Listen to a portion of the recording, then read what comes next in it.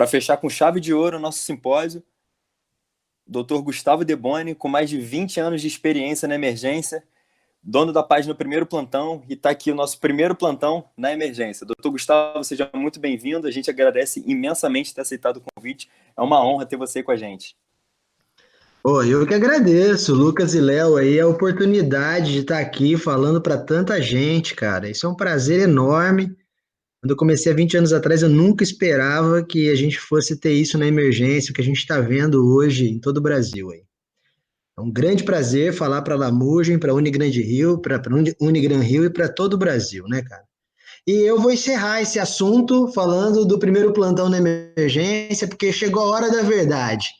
Para quem não me conhece, meu nome é Gustavo Deboni, eu sou médico emergencista, titulado pela Abramed, eu sou graduado pela Faculdade de Medicina de Marília, lá no finalzinho do século passado, sou cirurgião geral, formado pelo Hospital do Servidor Público Municipal de São Paulo.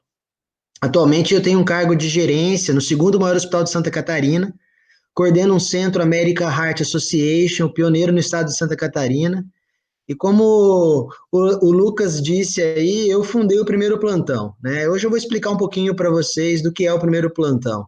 E também a M-Doctors, que é uma empresa de pós-graduação na área médica. Falar de emergência é mais ou menos isso daqui. Do primeiro plantão, eu espero que quem está saindo agora da graduação não pegue uma situação dessa. Imagina você chegar num PS nessa situação aí. Não tem outra palavra para definir o que você vai passar que não medo. Porque pegar um PS desse jeito, uma emergência desse jeito aí, não é para qualquer pessoa, não é para qualquer médico. Isso dá medo em qualquer um. Eu já tive muito medo. Quando eu comecei lá atrás, o primeiro plantão, deu aquele frio na barriga. Será que eu vou conseguir? Mas o medo não é só ruim, medo também é bom.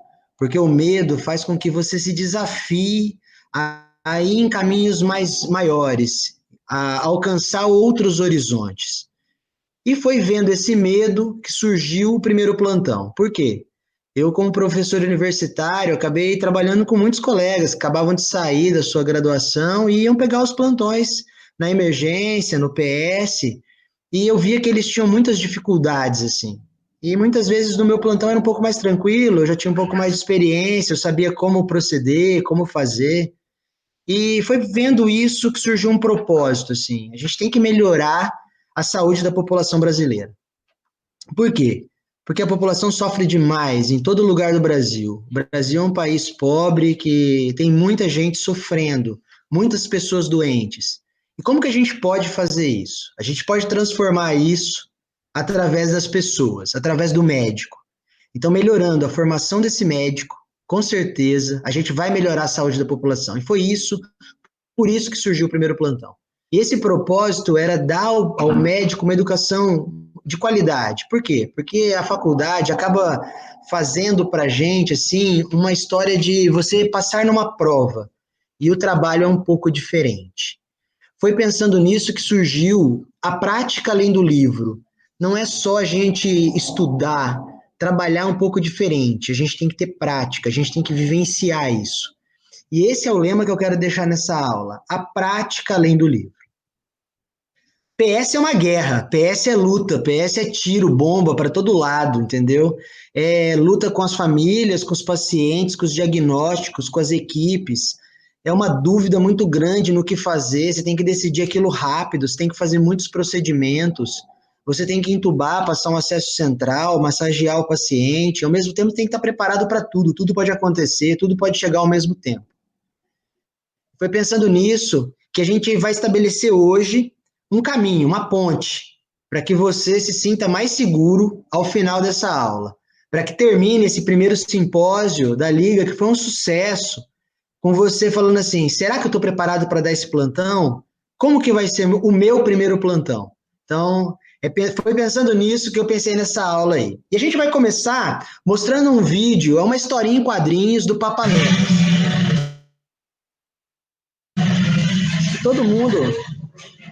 Todo mundo já ouviu o Papaléguas em algum momento da vida. É uma analogia.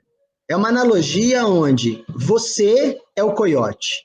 Você, estudante de medicina, passou seus 6 anos estudando de todo jeito, varando noite, e chegou ao final desses 6 anos e muitas vezes se sentiu bem confiante daquilo que vai fazer. Mas essa confiança passa nos primeiros minutos. Por quê? Porque medicina é uma ciência muito difícil, muito preocupante. E aí, você vai enfrentar o seu primeiro plantão. Você vai lá e o primeiro plantão é o Papaléguas. Você usa todas as suas armas, você fez todas as suas técnicas, você estabeleceu o caminho e você tem certeza que vai dar tudo certo, que vai ser fácil, que você vai chegar lá e vai conseguir dar o melhor de você e vai vencer esse primeiro plantão. Só que não. Não vai ser tão fácil assim. O primeiro plantão é um ninja e ele vai impor muitas dificuldades para você. E você vai ter que lutar. E na luta, você acha que vai ser simples, com as suas táticas mais simples, você vai tomar um pau. Não vai ter jeito. O primeiro plantão vai fazer de você um nada. Só que aí você vai usar outras técnicas suas, outras lutas, você vai desenvolver e você acha que em algum momento quase vai dar. Quase vai dar, mas você vai precisar de mais. Você vai precisar treinar muito, você vai precisar se desenvolver muito ainda. Porque senão você vai virar um verdadeiro ioiô de todos, dos pacientes, da sua equipe multiprofissional, dos seus colegas médicos. E quando você usar as tuas armas mais afiadas, tuas espadas, aquilo que você aprendeu, que você já está achando que você vai conseguir, vai ser uma luta terrível para que você consiga não perder tudo aquilo que você tem, o teu CRM, os teus anos, a tua vida. Por quê? Porque vai ser uma verdadeira luta. Não é fácil. Para você vencer essa batalha, você vai precisar de muito. De muito o quê? De usar as tuas duas grandes habilidades, de usar os dois lados do seu cérebro, de usar a tua razão e a tua emoção. E isso, eu entendo que não seja fácil, eu estou falando com 20 anos já trabalhando no pronto-socorro. Imagino para você entender aquela cena. Então a gente vai começar como? A gente vai começar com um caso real, uma história real, porque quais são os problemas que a gente vai enfrentar? Poxa, doutor, você está falando assim, mas quais são os problemas? Então vamos lá. É um caso de um rapaz de 45 anos. Chegou com uma dor torácica forte intensidade, sudorese. A triagem julgou como sendo importante e encaminhou ele para a emergência. Você foi chamado imediatamente enquanto você atendia uma consulta, mas como era uma emergência, você foi lá atender esse paciente. E chegou lá, você pediu para monitorizar o paciente, ele tinha esses sinais vitais que vocês estão vendo aí. Você foi rapidamente, auscultou o coração, e como ele tinha uma dor torácica, você pediu para fazer um eletrocardiograma. E o eletro estava assim, ó, estava suprado na parede inferior, tinha algumas imagens assim, em espelho na anterior, e você fez o diagnóstico. Poxa, tá certo, é infarto agudo do miocárdio. Então vamos para o tratamento. Infarto a gente tem que tratar. Dei as 300 miligramas de ácido acetil salicílico, dei os 6 comprimidos de clopidogrel. Eu ouvi também num simpósio que a gente tinha que fazer heparina, fui lá e fiz heparina no paciente. E como eu não era referência cardiovascular, não tinha ninguém para pedir ajuda, eu liguei para o SAMU para fazer a transferência para o hospital de referência. Então, tomei todas as condutas baseado naquele eletrocardiograma. Só que o meu paciente evoluiu mal. O paciente teve uma parada cardiorrespiratória, uma PCR. E você tocou a parada. Foi lá, desfibrilou ele prontamente num ritmo chocável, continuou com todas as medidas necessárias para reanimação cardiopulmonar. Depois ele não melhorava, você foi, entubou o paciente, foi passar um acesso venoso central, acabou fazendo um pneumotórax, monitorizou o paciente, teve muita dúvida em relação a todas as drogas que você ia usar. Fez todos os procedimentos que você sabia. Mas, infelizmente, o paciente morreu. O paciente, ele faleceu alguns minutos depois de todas essas suas ações, e aí sobrou para você ir lá e falar para a família. E aí você se deparou com uma senhora, também de seus 45 anos, mãe de 2 filhos, que tinha acabado agora de perder o esposo, quem geria toda aquela família. E essa notícia foi muito difícil de ser dada, muito difícil mesmo. E eu gostaria muito que você pudesse, nessa hora, assim, voltar no tempo, que você fizesse um retorno, como fez a Lucy no filme, que ela pudesse, com todas as habilidades mentais, voltar no passado. A gente sabe que muitas vezes isso não é possível. Mas quando a gente volta no tempo, a gente volta no passado, a gente vai observar cada um dos passos que a gente deu. E essa é uma tarefa importante de todo médico para o resto da sua vida. Sempre que se você for atender esse paciente, você vai ter que pensar, será que eu fiz o certo? Será que essa foi a conduta correta? Por quê? Porque a gente não pode voltar no tempo. Então a gente tem que tomar naqueles segundos, naqueles minutos, a melhor conduta possível. Se a gente tivesse essa habilidade de voltar, talvez a gente não tivesse feito aqueles erros que depois a gente vai ver que cometeu. Essa é a hora. É por isso que é tão importante a medicina. Por isso que é tão importante você fazer a medicina da forma mais correta possível, porque a gente não tem essa habilidade. Gostaria eu de tê-la. Vamos ver o que a gente fez de errado nesse caso, na nossa inexperiência, naquela conduta que poderia ter mudado aquele desfecho. Então vamos começar pelo simples. A anamnese. A gente não perguntou nada para esse paciente. A gente simplesmente julgou que ele estava com a dor no peito e seguiu fazendo conduta. E a gente sabe se ele é alérgico ou não a AS? Porque se ele for alérgico, ele tem contraindicação absoluta. Que horas que começou essa dor? Ele tem antecedentes significativos cardiovasculares? Eu não sei. Tem antecedentes familiares? Não sei. Por quê? Porque a gente tem que pensar nos diagnósticos diferenciais. Nós somos médicos. Nós sabemos dos eventos. A gente tem que usar nossa consciência, o que a gente aprendeu ao longo da nossa formação. E depois a gente precisa examinar adequadamente o paciente. Aquele exame físico ali apresentado, ele estava muito pobre. Eu auscultei o coração, julguei que fosse um eletro e acabei dando um monte de tratamentos. Eu examinei os pulsos, porque aquele paciente, ele não tinha pulsos nas extremidades inferiores e nem no membro superior esquerdo. Aquele paciente, possivelmente, ele não tinha um infarto, ele tinha um aneurisma de aorta. E quando eu dei um monte de anticoagulantes para ele, eu piorei a dissecção do aneurisma. E aí? Aí eu fui responsável direto pela evolução. Poderia ter a mesma evolução grave? Lógico que poderia, mas eu deveria ter tomado a conduta correta. Eu não fiz nenhuma investigação. Eu poderia ter pedido um raio-x de tórax do leito para ver o alargamento do mediastino. O paciente ele estava estável naquele momento. Mas eu tomei uma decisão precipitada julgando apenas o eletrocardiograma. Quando a gente está vendo essa questão da Covid que está acontecendo como uma pandemia no mundo todo, a gente está vivenciando essa questão de tratamentos que muitas vezes não condizem com a nossa especificidade médica. O médico, ele desenvolveu o seu experimentalismo. A gente tem que acreditar na ciência. O método experimental de Galileu existe há mais de 500 anos. Então, eu tenho por obrigação de fazer testes antes de sair fazendo tratamentos. A gente está vendo isso, a gente não pode deixar a pandemia acabar com a ética, a gente não pode tomar atitudes intempestivas. Por quê? Porque o médico ele tem que basear o seu conhecimento em muito estudo, em muita leitura, em muitos artigos científicos. A gente tem que desenvolver ferramentas tecnológicas, sim, mas a gente também tem que desenvolver as nossas habilidades de procedimentos. A gente precisa treinar.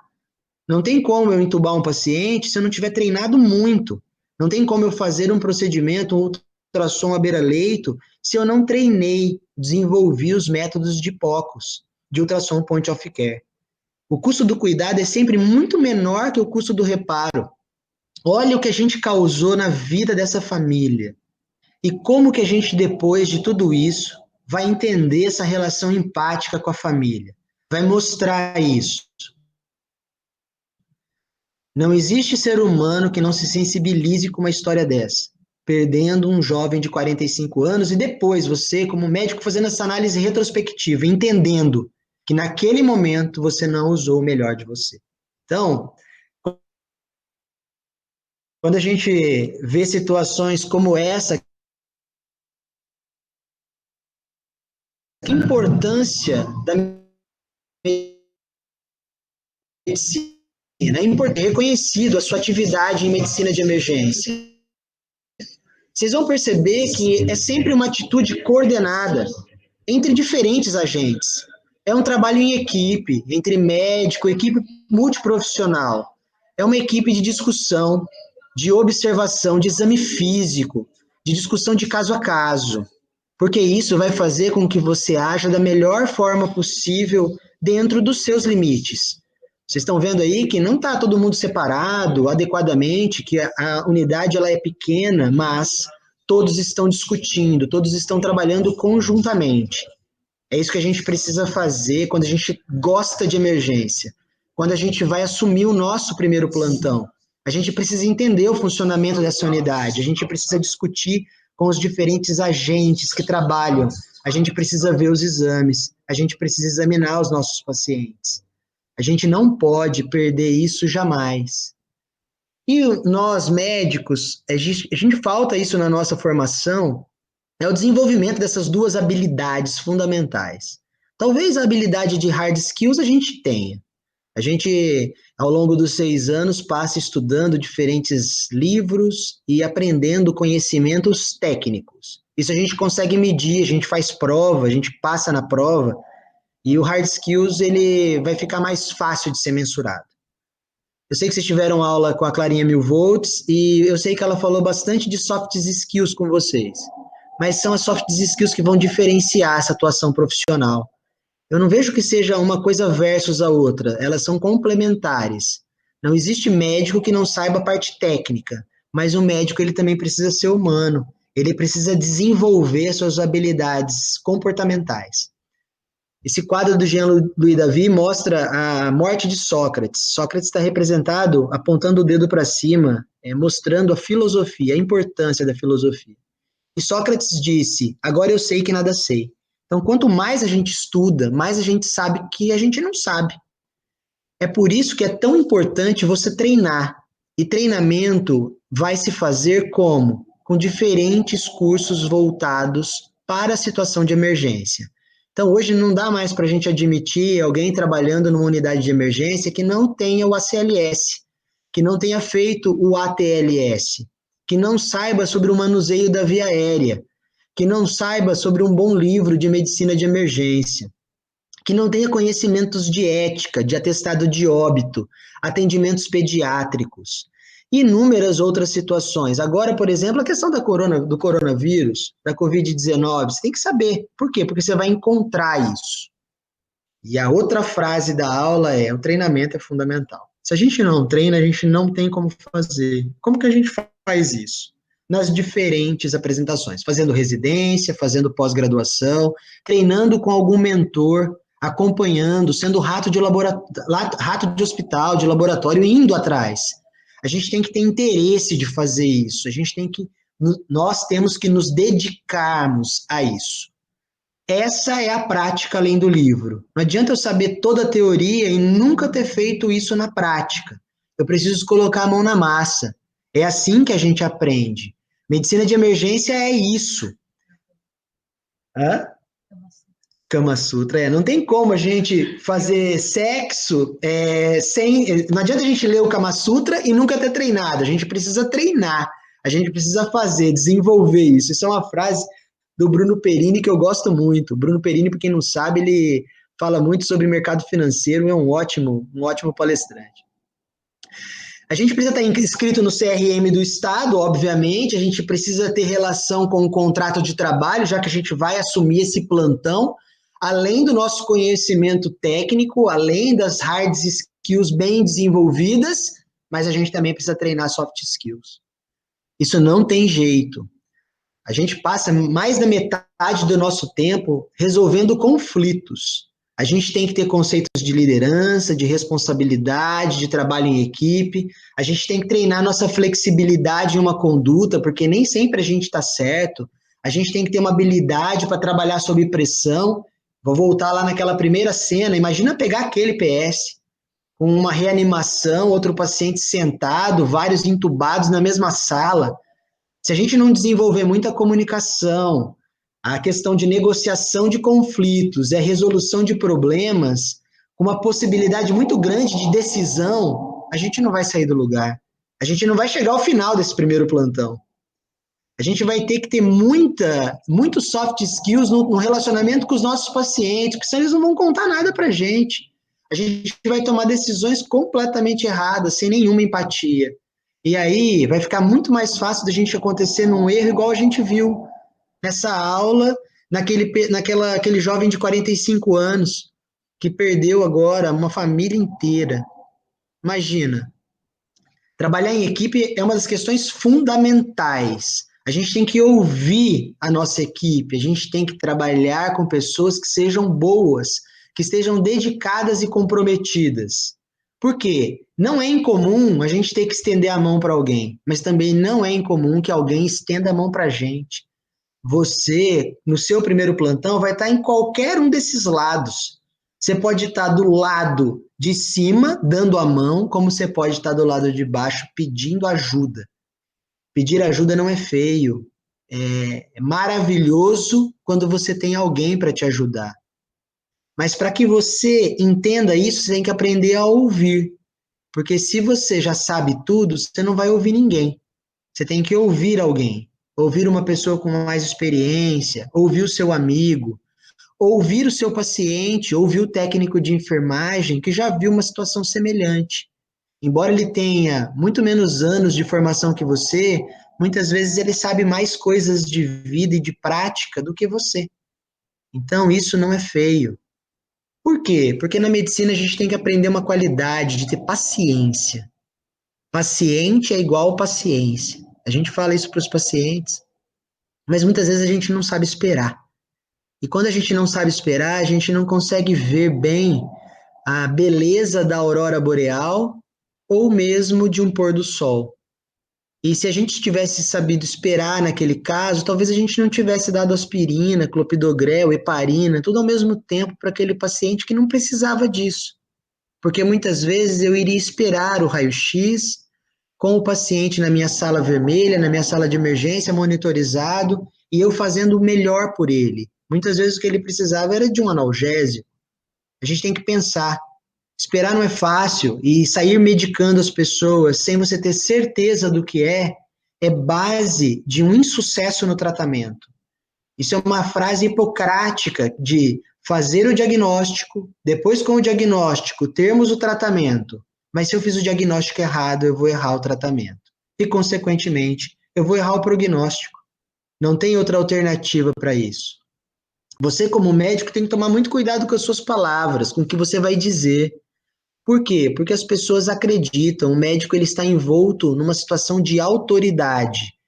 E quando você decide uma internação ou uma alta, você está usando da sua autoridade. Então, muito cuidado com aquilo que você vai dizer. As pessoas acreditam naquilo. E para que elas continuem acreditando e você consiga fazer um bem à sociedade, você tem que dizer o que é a verdade. Se eu tenho uma dica para vocês, é ler Os 7 Hábitos das Pessoas Altamente Eficazes. Esse livro do Stephen Covey, ele coloca 7 missões muito simples de você realizar, nem tão simples assim, você tem que desenvolver, mas que com certeza vão fazer você se tornar interdependente, que é muito melhor do que independente, é uma pessoa que depende das outras pessoas, mas que tem o seu papel na sociedade. E você tem que ser proativo, você tem que ter sempre um objetivo em mente, você tem que fazer primeiro o que é mais importante, você tem que ter mentalidades de ganha-ganha com todos, você tem que compreender para ser compreendido, para que você crie sinergia. Mas você também tem que afinar o seu instrumento. O teu corpo é o seu instrumento. Você, médico, tem que ter o primeiro plantão preparado. Como? Com uma alimentação saudável, com hábitos de vida saudáveis, com atividade física, para que você consiga estar de bem com você, com o seu sono em dia, porque senão você vai tomar decisões erradas. Se você estiver cansado, se você não estiver com a tua saúde mental em dia. Médico não combina com todas esses abusos que a sociedade permite para a gente. A gente tem que tomar cuidado com isso, senão a gente não vai conseguir dar o melhor da gente. E esse melhor da gente, ele vai vir com o tempo. Porque o dinheiro, ele vai vir com o tempo. Você vai ganhar os seus reais pelos seus plantões. mas isso não pode estar à frente do teu bem maior. Então, quando você vai pegar esse primeiro plantão, pega um plantão onde você tem um colega, para que você possa dividir a responsabilidade com ele, que você possa trocar uma ideia, uma opinião, uma conduta. Isso é muito melhor para você do que pegar um plantão sozinho e ganhar dobrado. É importante que você estabeleça uma rede de contatos. Então, as pessoas, quando você está na tua formação, você vai conhecendo residentes, médicos mais experientes. Faça essa rede, porque em algum momento você vai precisar de uma orientação. E se você passou nos seus estágios de forma comprometida, por que não ter um mentor, uma pessoa para te ajudar? Isso é tão importante. A gente está vivendo agora eu fui convidado para ser padrinho de um monte de gente aí que quis que eu apadrinhasse e está sendo tão legal, tão salutar para mim, porque a gente vai dividir esse conhecimento com um monte de gente que quer emergência. Eu tenho certeza, cada um vai querer uma coisa, as pessoas que estão assistindo, nem todas vão querer emergência, mas nas suas diferentes áreas é a mesma coisa, é o que você precisa fazer. E para que você tenha isso com seus colegas, você tem que ter postura. Médico tem que estudar sempre, médico tem que estar qualificado tecnicamente, tem que ter postura de médico, tem que ir vestido adequadamente para o plantão, tem que ser pontual, tem que tratar teu colega também com respeito. Porque quando você faz isso, você enobrece a tua profissão, você vai fazer a coisa correta. E isso só tem um beneficiário, o paciente. É ele que vai, ao final de tudo, te dizer assim, nossa, valeu, doutor, obrigado. Então, eu queria ir para o final da minha aula com algumas dicas para vocês para esse primeiro plantão. E uma delas é em relação ao atendimento do seu paciente. Então, como que você vai atender os seus pacientes no seu primeiro plantão? Como que a gente faz isso? É uma regra muito simples que cabe na palma da sua mão. A gente vai atender o nosso paciente com positividade. O paciente não quer chegar no médico e ficar mais doente. Então, você não precisa ser o super otimista, mas você tem que dar coisas positivas ao teu paciente, energias positivas. Essa troca é sempre importante. No plantão, você tem que ser objetivo. Não dá para você chegar no plantão e não decidir nada. Ficar pedindo um monte de exames e passando o teu plantão totalmente conturbado para o teu colega. Não é assim. Você vai precisar definir coisas. E quando você sabe aonde você vai, você aponta o dedo. Eu quero ir lá. Ter objetivo é o dedo indicador da mão. Depois, você precisa ter atitude. Atitude por quê? Porque algumas decisões são difíceis de serem tomadas, mas muitas vezes elas precisam ser tomadas. Comunicar um óbito nunca é fácil, decidir por uma reanimação ou até mesmo por uma distanásia. Você vai ter que decidir. E isso acontece na situação de emergência. Você tem que ter compromisso.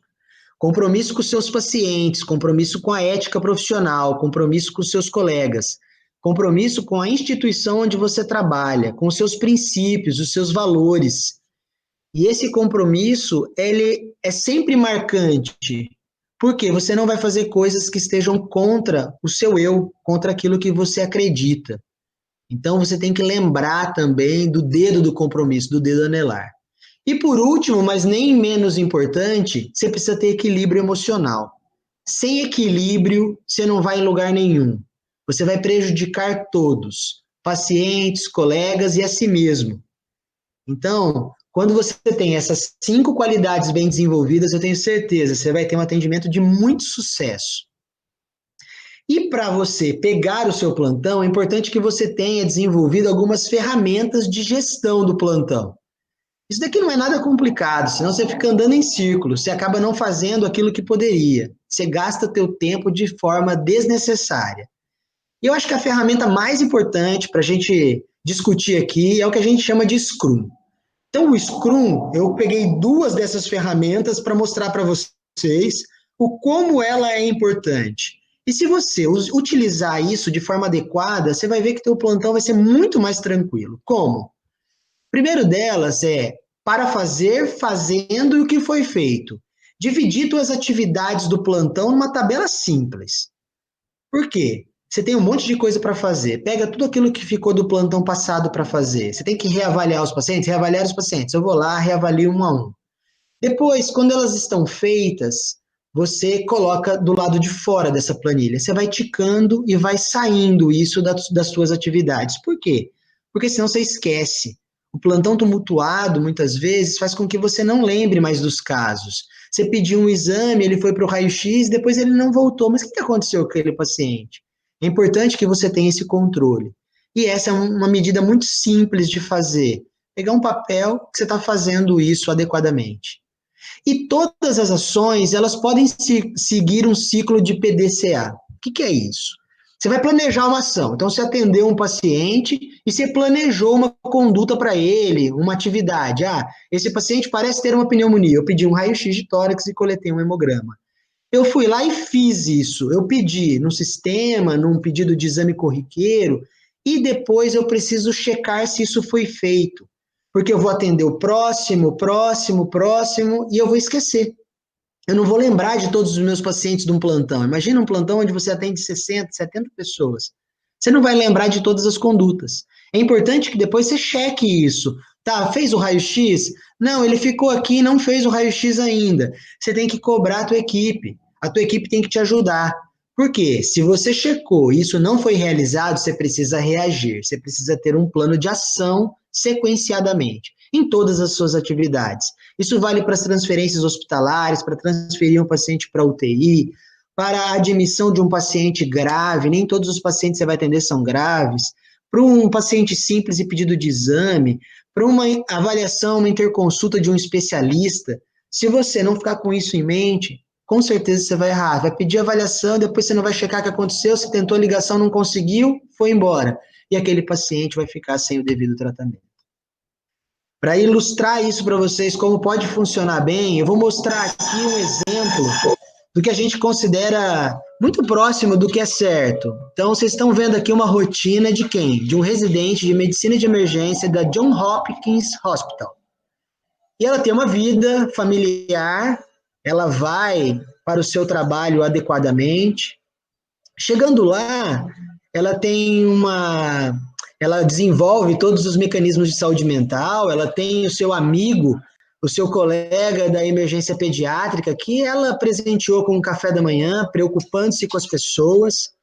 Ela sempre está focada no treino antes da atividade, ela trabalha em equipe, eles discutem os casos, os atendimentos, eles precisam seguir os padrões universais de boa conduta, que são focados no atendimento humanizado.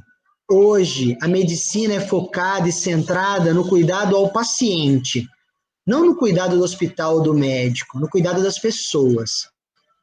Você precisa ver seus exames, discutir em seus times, ter times de alta eficiência, desenvolver todos os processos. Esses processos eles já são estabelecidos em grande parte dos hospitais, em grande parte das emergências.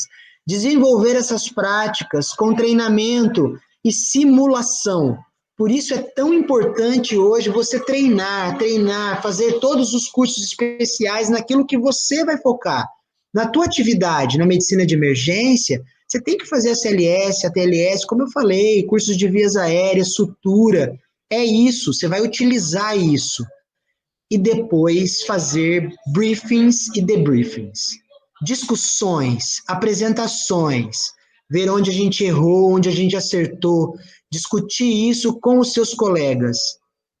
E assim chegar ao final do seu dia de boa prática, para que você encontre novamente sua família, seus amigos e mantenha a tua saúde mental adequada. Para vocês verem, fazer decisões nunca é fácil e agora vocês estão no momento de decidir a escolha profissional. Muitos aí, eu tenho certeza, vão escolher medicina de emergência. Se preparem, mas se preparem muito. É apaixonante. Eu, lá atrás, escolhi fazer cirurgia geral. Na minha época de escolha, eu não tinha isso bem determinado. A medicina de emergência ainda não era forte no Brasil como é hoje. E eu fui, ao longo da vida, descobrindo que eu gostava. E o que eu gosto é tratar do paciente grave. Tratar daquela pessoa que mais precisa de mim. E eu estou habituado a fazer decisões. E eu tenho certeza que um dia vocês também terão. E eu queria terminar minha apresentação com uma frase do Chorão, que diz o seguinte: nossas escolhas vão dizer para onde iremos. Acho que não tinha como não escolher o que eu faço hoje e tenho certeza, faço com muita paixão. E eu quero ver muitos de vocês ainda fazendo isso da mesma forma. Para quem não acompanha o primeiro plantão, esse QR Code vai te levar para todas as nossas páginas, tudo aquilo que tem do primeiro plantão. E a gente tem podcast, a gente tem YouTube, a gente tem o Instagram, a gente tem várias apresentações. E isso é para levar conhecimento para vocês. Eu queria aqui agradecer muito o Lucas e o Léo pela oportunidade de estar falando aqui com vocês. E é isso. E vamos para o nosso primeiro plantão. Espero que vocês não cometam esses erros aí, que a minha explicação tenha servido para alguma coisa. Doutor Gustavo, eu acho que não tinha uma forma melhor de a gente encerrar esse simpósio. Assim, você trouxe uma tranquilidade na sua voz, uma paz interior, assim, que eu acho que a gente está precisando muito disso, assim, nesse atual momento. Nós acadêmicos, com essa incerteza do que vai acontecer, do qual carreira escolher, quando vai se formar, se vai se formar.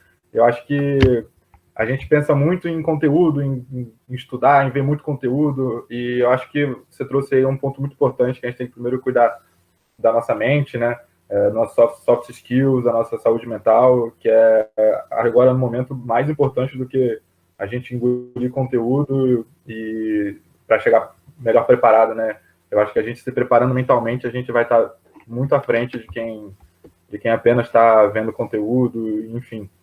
O nosso objetivo principal do simpósio foi justamente isso, não trazer apenas muita matéria, muita palestra sobre temas específicos. A gente queria trazer uma coisa mais abrangente. Você tocou num assunto muito bom, a gente agradece demais.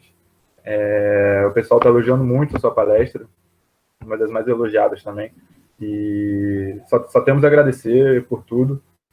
E eu vou passar a palavra pro Lucas. Eu que agradeço, pô, oportunidade. Doutor Gustavo, não tenho nem palavras assim para agradecer essa palestra. Acho que tudo que o Léo falou é a mais pura verdade, que a gente realmente precisa disso. Soft skills é algo muito importante. Vou contar uma história assim mais pessoal minha e do Léo. A gente sempre foi meio rato de hospital, a gente sempre se meteu em plantão e tal, acompanhando e tal.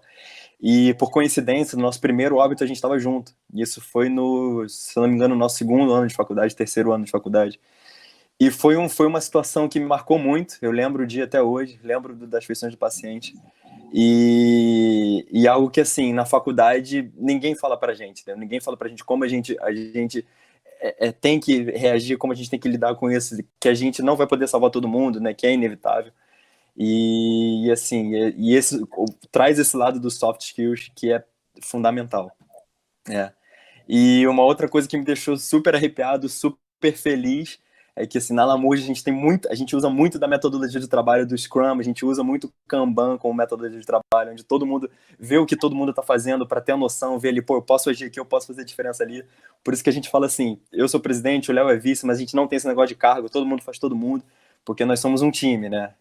E eu acho que se o pessoal tiver absorvido assim 1% dessa maravilhosa palestra, acho que a gente já vai ter uma diferença absurda aí nos nossos futuros médicos. Pô, cara, eu não tenho palavras para agradecer e tamanho elogio, cara. Eu tentei fazer aqui o meu melhor, sabe disso, mostrar o que realmente eu sinto, assim, sabe? Eu faço medicina de emergência porque eu amo isso. O dia mais feliz é o dia que eu estou de plantão lá, trabalhando e atendendo essa pessoa que precisa. E são os 15 minutos mais importantes da vida, né? De todas as especialidades. As outras especialidades não gostam muito quando a gente fala isso. Mas, cara, medicina de emergência é apaixonante. É um vício que a gente tem, assim. Eu conheço inúmeros outros colegas emergencistas.